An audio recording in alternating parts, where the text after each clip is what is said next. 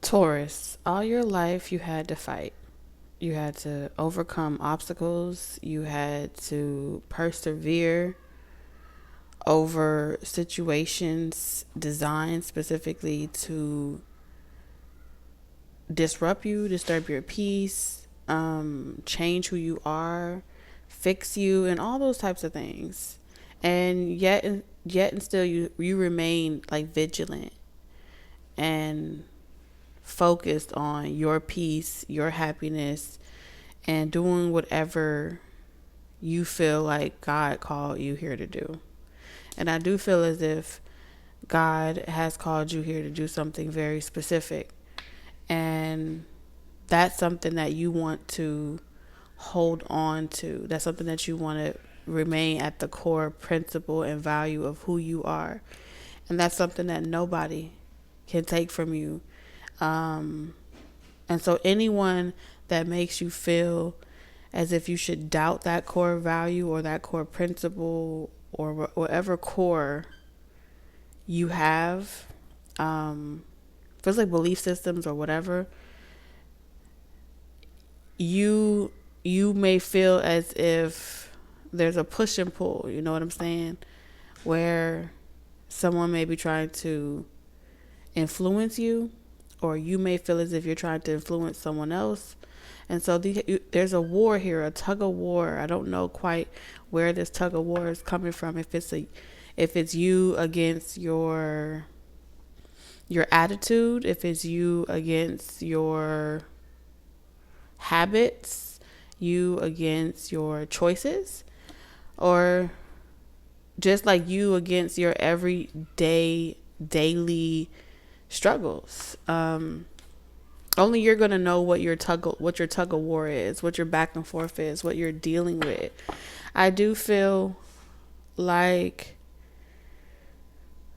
you're waiting on a sign from the divine to give you the clarity that you need to know what choice to make or to know what attitude to have, because you're willing to take on whatever attitude is necessary if it's for your highest and greatest good. You know what I'm saying? If it's in alignment with your core belief, before you make that choice and you commit to it on a day-to-day basis, I feel like you want to know for sure, like that's what you're supposed to be doing. So I feel like that's what today's reading is going to be about for you. I'm not quite sure if we're going to be determining that together or how Spirit wants to introduce that, go into it with the cards. But I do feel like there are some signs, confirmation, and synchronicities that will come out in this reading. So if that's you and it resonates with you, welcome to my channel, okay? We're going to be doing daily channel messages for you, Taurus, continuously on this channel. I feel like we're doing the same lesson, but in a different way. That's the best way that I could describe it. So only take what resonates no matter what comes out. Not every reading will be for every Taurus. So if it's not for you, leave it for someone else. And let's get into your cards. Okay, so you have the Sacred Temple. You have Jackpot. You have Haunted, Memories, Flashbacks, Trauma, Side Effects. We have Signs.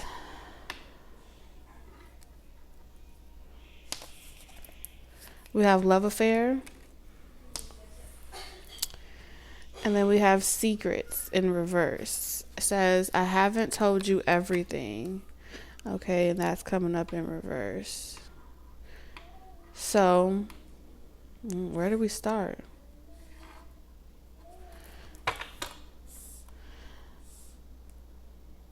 So let's start with the pros, okay? You got luck on your side, okay? And everything that you're going through, it's going to alchemize into luck on your side.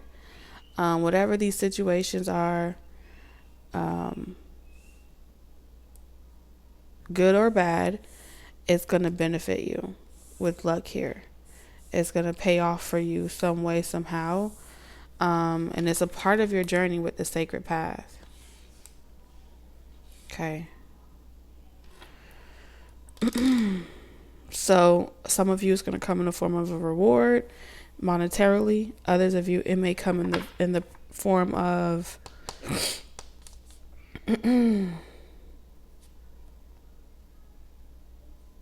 a situation works out in your favor. But in order to understand your situation, I gotta see what's happening around you. Like, this isn't enough to really see clearly. All right? Because I don't just read the cards. I'm waiting for your divine message to come or to reveal itself. And that part takes time. So let's focus on something else while we're waiting on an answer.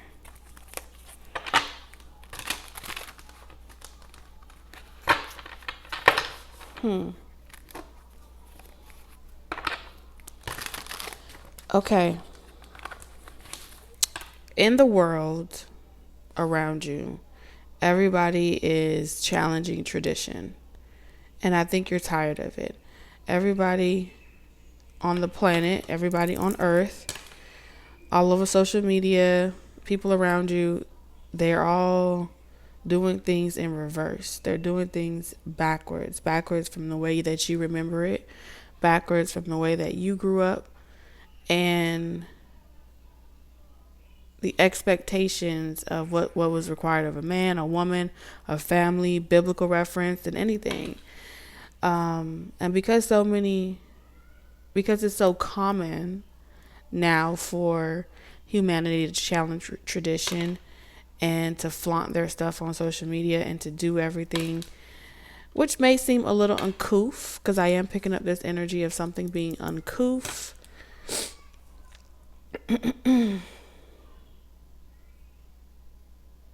I'm old school. We don't do things like this and we don't do things like that. I can't get jiggy with it. Today. It's time. Children of the day, the people of the day, they don't have any morals. They don't have any values. It's all about just rebelling. And it doesn't feel like that is holding anything sacred. It feels like it's just encouraging people to venture off further and further away from God, away from a relationship with God. And I feel like even if you may not be saying it, you have a perspective where people will do anything for the love of money, for the love of being discovered, for the love of being successful. They'll go anywhere, they'll venture out and open up tombstones and get themselves caught up in all kinds of foolishness, and lose themselves. Okay. Visit Egypt and find themselves in the Alcatraz or this and that, and the next thing you know, they may end up being possessed by something, and it's all because curiosity killed the cat, and they were trying to be so rebellious and nonconformist that they ventured off to a point of no return. And this is kind of the era that you're witnessing, or that you're on the,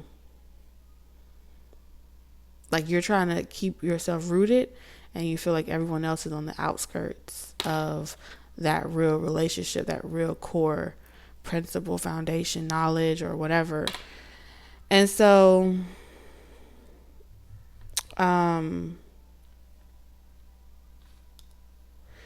when things happen to you where you have money coming in, you feel as if it's directly related to your relationship, your core principles of God. It's God that blesses you. It's God that determines whether or not you get the reward, whether or not you get blessed. And because that's your belief system, that is exactly where your rewards come from. It's like your devotion to not being like everybody else, your devotion to maintaining your traditions, your devotion to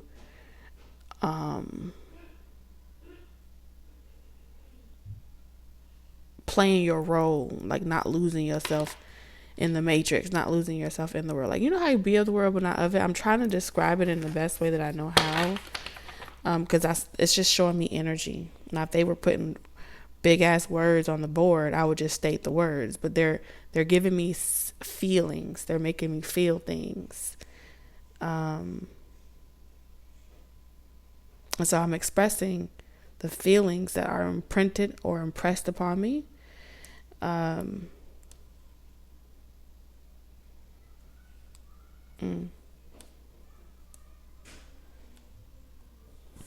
It feels like the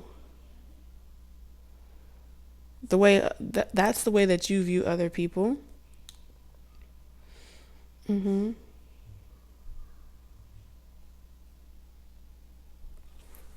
need to find out, like, your rewards. Like, when good things happen for you, I don't know what it is, but it's like when good things happen for you, other people feel like you're rubbing it in their face, or you use it to say it in a way where it's like, yeah, that's because I'm on my sacred path. That's because I'm doing what God told me to do. That's why I'm being blessed. They feel like you use it as a weapon.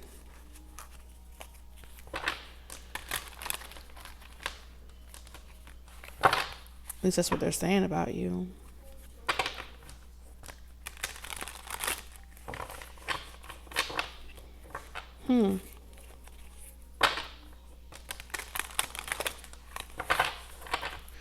Now we got another energy stepping forward, and the other energy stepping forward feels like a chime in, like someone has their 2 cents to say in regards to something that I'm saying. And because they have their 2 cents to say, the channel connection that I'm holding is being interceded upon. So there's something about when you talk, or when someone else talks with you, you guys don't let each other finish your sentences. Y'all speak to respond. And so while one person's talking, the other person's already listening to respond and chime in with their 2 cents around their perspective. Because I feel like that's also a tug of war here. An old traditional mindset versus a new age mindset. And this perspective from an old age mindset is, if you don't give God the glory for all the blessings that you receive, it will come back to haunt you, and you'll lose everything that you have. Whether it's being said to you or about you, nonetheless, it's an energetic intention being projected towards the collective. And then you have the new age mindset that is proud to wear their relationship with the spiritual realm and God or source and the universe boldly, that they will tell others how good it is for them to live in their authenticity and to be the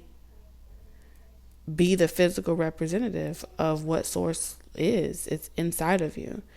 And from their perspective,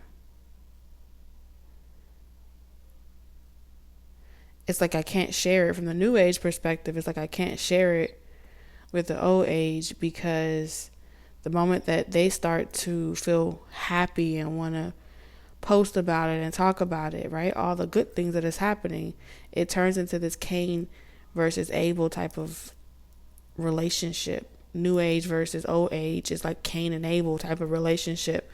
Tug of war between who's the good son, who's more favored than the other. But both are brothers. Both come from the same creation. And so it's really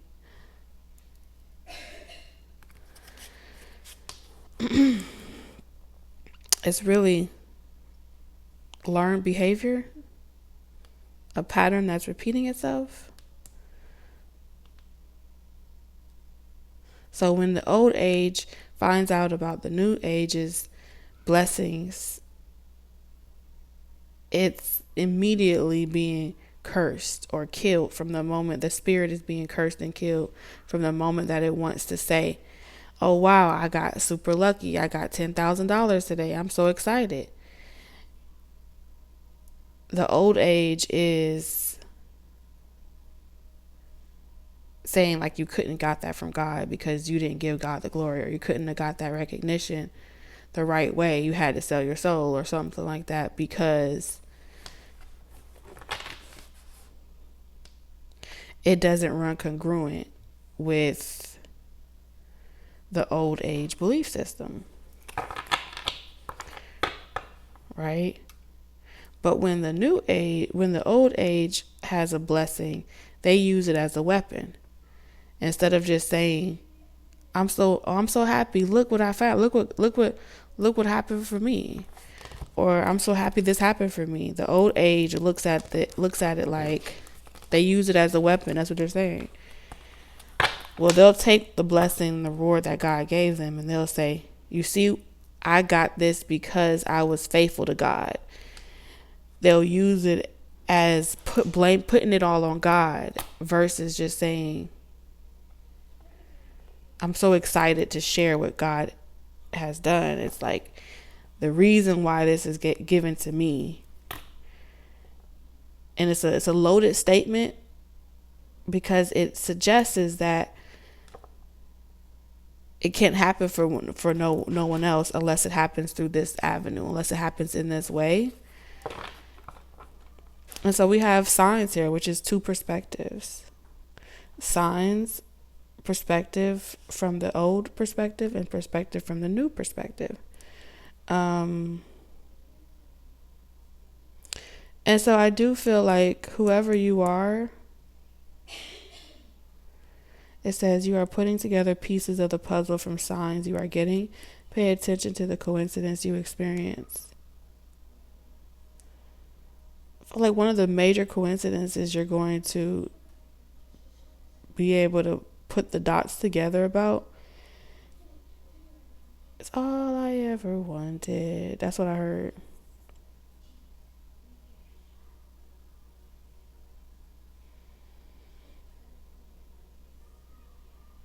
$144. Is it a group of people that are the 144?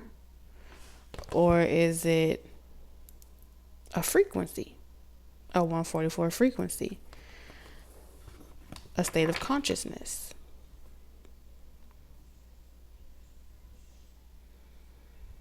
Because we have writings on the walls, putting the pieces together. There's so much similarities in the same story. It's just spoken in different languages, understood with different perspectives at different levels of perspective. And it's very triggering. I feel like it triggers something.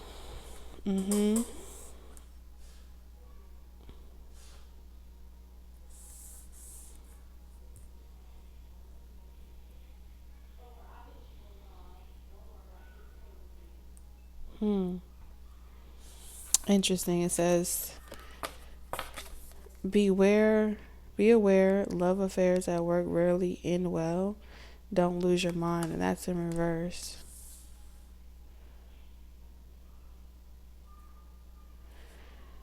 Professionally, someone here is going to bump into a lot of past life connections. Like the more you venture into your life purpose, you're going to come across all the kings and queens you dated in past lives, you know, who you knew, didn't know, and they're going to feel like, damn, I know you. You remind me of someone. And I feel like they're remembering a past life with you. So you're going to have a lot of people that want to be with you after finding you in a professional setting. And yes, they have shared past lives with you. But in this lifetime, your purpose is to not get caught up in the distraction of romantic love affairs in a professional sense, because you have great work to do.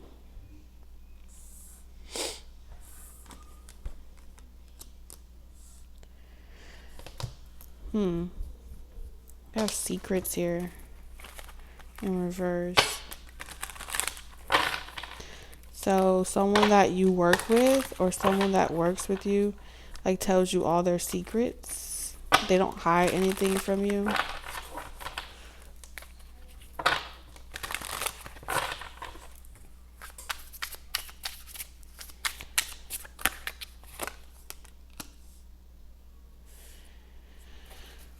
Someone feels like they've told you all their secrets.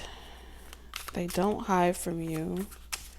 And you've used it to weaponize their vulnerabilities against them. King of Pentacles in reverse. Like, they're saying that they feel like you've used it to weaponize it against them and attack their character and who they are at their core.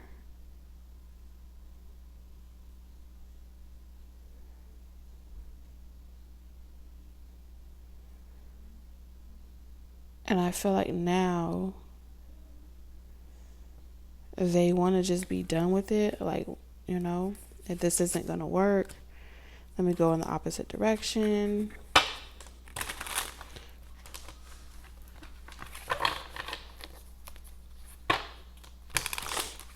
Nine of Swords in reverse. Like, they're tired of losing sleep over this connection.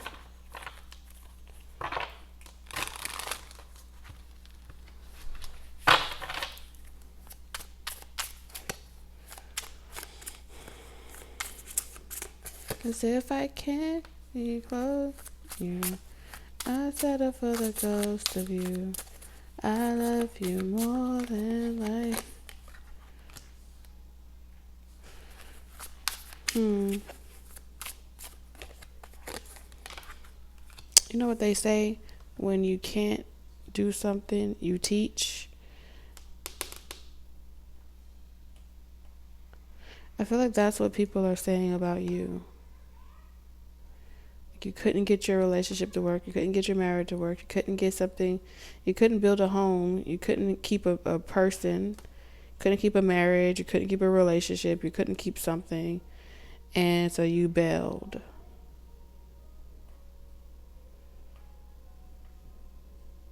And because you can't keep something, or you don't know how to keep something, or whatever it is, you don't know how to maintain something, you trying to get other people to think like you, be like you, do what you do. I don't know. This is different.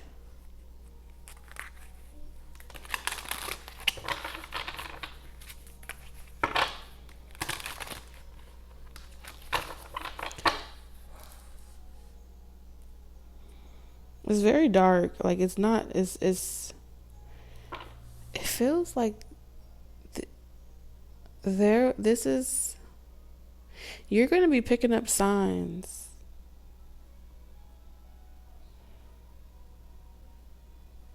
I feel like in a past life, these are the same characters that have played a role in other lifetimes of, you have a very rare gift. And it's a gift that they do not want here on earth. You hold You really have a gift. With secrets in reverse, whatever is bothering a person, you have the gift to make them tell their deepest, darkest secrets, their heart's desires. Yeah. You have a gift to make a person willingly, like not even like you do anything. It's a thing with haunted here. Things they would never tell anyone. They would take to their grave. Their worst fears, their traumas.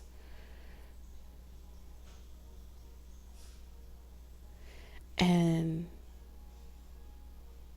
you have a gift that makes a person just want to tell you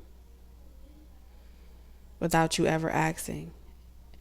And so you have a lot of people. You have an archetype that feels like that gift is invasive. That gift is not natural.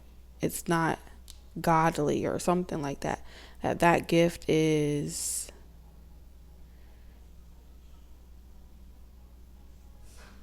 something else or something like that. It's otherworldly. That's what I'm hearing.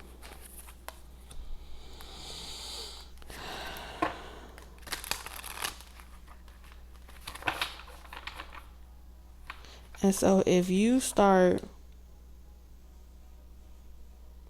initiating this for people and gaining profit from it, if you start using your gift for profit, sharing your gift for profit, not even sharing your gift, using your gift for profit, where people are coming to you because they want to release themselves, like Exodus.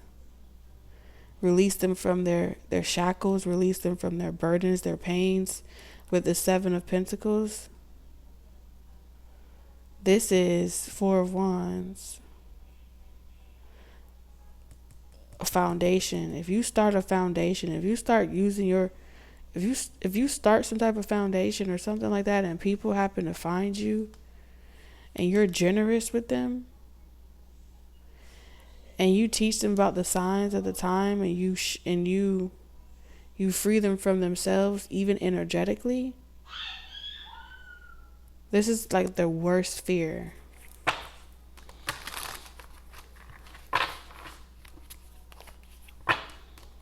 And so they feel like they have to stop you before this gift really gets out there to the rest of the world.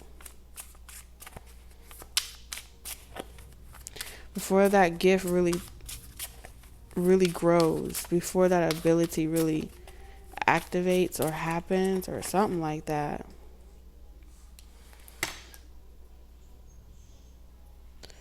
This is your destiny.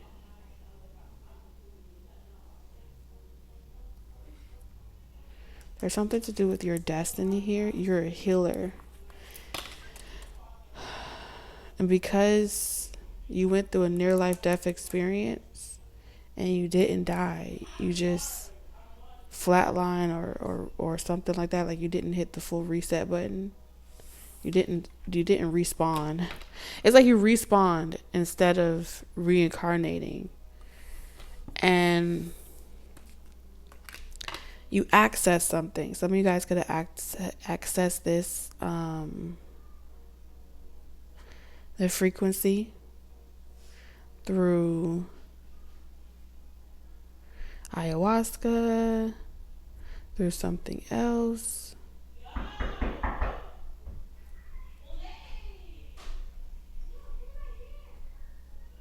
It's like the gift is activated. Hold on.